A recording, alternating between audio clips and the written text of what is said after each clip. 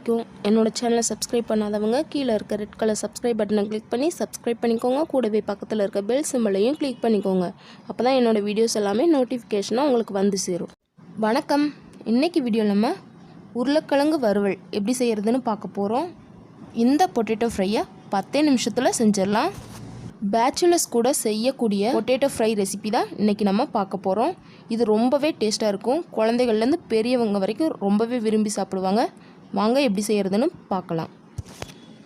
First நம்ம இந்த potato fry செய்கிறதுக்கு ஒரு அகலமான பாத்திரத்தில் 3 டேபிள் ஸ்பூன் அளவுக்கு எண்ணெய் சேர்த்துக்கிறோம். இந்த எண்ணெய் நல்லா சூடானதுக்கப்புறமா இதில் 1/2 டீஸ்பூன் அளவுக்கு கடுகு நல்லா பொரிஞ்சதுக்கப்புறமா இதில் நம்ம ஒரு கொத்து கருவேப்பிலையை சேர்த்துக்கலாம்.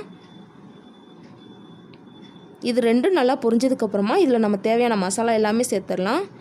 நான் 2 டீஸ்பூன் அளவுக்கு தனியாத்தூள், 1 டீஸ்பூன் அளவுக்கு கரம் மசாலா, 1/2 டீஸ்பூன் அளவுக்கு தனி மிளகாய் தூள் சேர்த்துக்கிறேன். உங்கள் காரத்துக்கு தகுந்த மாதிரி நீங்கள் சேர்த்துக்கலாம்.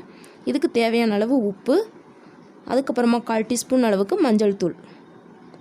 இது எல்லாத்தையும் சேர்த்து இந்த மசாலா எல்லாமே கருகிராமல் எண்ணெயிலே நல்லா பொரியிற அளவுக்கு நல்லா வதக்கி விட்டுக்கோங்க. இந்த மசாலா எல்லாமே எண்ணெயிலே நல்லா பொரிஞ்சாதான் இந்த பொட்டேட்டோ ஃப்ரை ரொம்பவே டேஸ்ட்டாக இருக்கும். கருக விட்டுறாதீங்க. ஸ்லோ ஃப்ளேம்லேயே நல்லா இதை இந்த மாதிரி நல்லா வதக்கி விட்டுக்கோங்க. இந்த மசாலா எல்லாமே எண்ணெயில் இந்த மாதிரி லைட்டாக ஃப்ரை ஆனதுக்கப்புறமா இதில் நம்ம கட் பண்ணி வச்சுருக்க பொட்டேட்டோஸை சேர்த்துடலாம். நான் இந்த மாதிரி ரவுண்டாக இந்த அளவு தடிமனாக கட் பண்ண உருளைக்கிழங்க நல்லா வாஷ் பண்ணிவிட்டு இந்த மசாலாவில் சேர்த்துக்கிறேன். இந்த ஃப்ரை செய்கிறதுக்கு உருளைக்கிழங்க இந்த மாதிரி ரவுண்டாக கட் பண்ணிவிட்டு அதுக்கப்புறம் கழுவிக்கோங்க.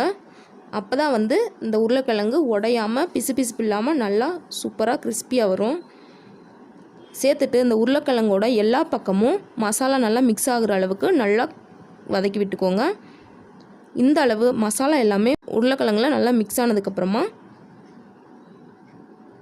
இதை நம்ம மூடி போட்டு வேக வச்சிடலாம். இந்த மாதிரி நல்லா பரப்பி விட்டு இதை வேக விடுங்க. இப்போ இதில் நம்ம மூடி போட்டு ஒரு 5 நிமிஷம் வேக விடலாம். 5 நிமிஷம் ஆயிடுச்சு. ஒரு பக்கம் உருளைக்கிழங்கு நல்லா வெந்ததுக்கப்புறமா இதை அப்படியே இன்னொரு பக்கமாக திருப்பி விட்டு வேக விட போகிறோம். இந்த எல்லா உருளைக்கிழங்கையும் இந்த மாதிரி மறுபக்கம் திருப்பி விட்டுட்டு மறுபடியும் மூடி போட்டு மறுபடியும் அந்த பக்கமும் ஒரு 5 நிமிஷம் நல்லா வேக விட போகிறோம். இப்போ நம்ம மூடி போட்டு வேக வச்சிடலாம். பாருங்கள், இந்த பக்கமும் நல்லா ஓரளவு வெந்துருச்சு. இப்போ நம்ம இதை லைட்டாக மிக்ஸ் பண்ணி விட்டுட்டு இன்னொரு 5 நிமிஷம் குக் பண்ணோம். உருளைக்கிழங்கு இன்னும் சரியாக வேகலை. அதனால் இந்த மாதிரி லைட்டாக மிக்ஸ் பண்ணி விட்டுட்டு இதை மறுபடியும் ஒரு மூடி போட்டு மறுபடியும் ஒரு 5 நிமிஷம் உருளைக்கிழங்கு வேகிற வரைக்கும் இதை நல்லா வேக விடலாம். மூடி போட்டு இப்போ வேக வச்சிடலாம். ஸ்லோ ஃப்ளேம்லேயே இதை குக் பண்ணுங்கள். அப்போ தான் உருளைக்கிழங்கு குழையாமல் நல்லா வரும். பாருங்கள், உருளைக்கிழங்கு நல்லா வெந்துருச்சு. இதுக்கு மேலே இதை நல்லா வேகமாக கிண்டி விட்டிங்கன்னா உருளைக்கிழங்கு எல்லாமே உடஞ்சிரும். அதனால் லைட்டாக மட்டும் இந்த மாதிரி கிண்டி விடுங்க. பார்க்கவே அற்புதமாக இருக்கும். உருளைக்கிழங்கு வெந்துருச்சுங்க பாருங்கள். நல்லா அழுத்தி பார்த்தோம்னா உருளைக்கிழங்கு உடையுது பாருங்கள். உருளைக்கிழங்கு நல்லா வெந்துருச்சு. இன்னும் நல்லா கிறிஸ்பியாக வேணும்னு நினச்சிங்கன்னா இன்னொரு 5 நிமிஷம் நல்லா மொறுமொறுப்பாகிற வரைக்கும் இதை வேக விடலாம். அவ்வளோதான், சூப்பரான பொட்டேட்டோ ஃப்ரை ரெடி ஆயிடுச்சு. இதே மாதிரியான ரெசிப்பியை உங்கள் வீட்லேயும் ட்ரை பண்ணி பார்த்துட்டு எப்படி இருந்துச்சுன்னு கமெண்ட் பண்ணுங்கள். இந்த வீடியோ உங்களுக்கு பிடிச்சிருந்தால் லைக் பண்ணுங்கள், ஷேர் பண்ணுங்கள். மறக்காமல் சமையல் செய்வது எப்படி என்னோட சேனலுக்கு சப்ஸ்கிரைப் பண்ணிக்கோங்க. தேங்க்ஸ் ஃபார் வாட்சிங்.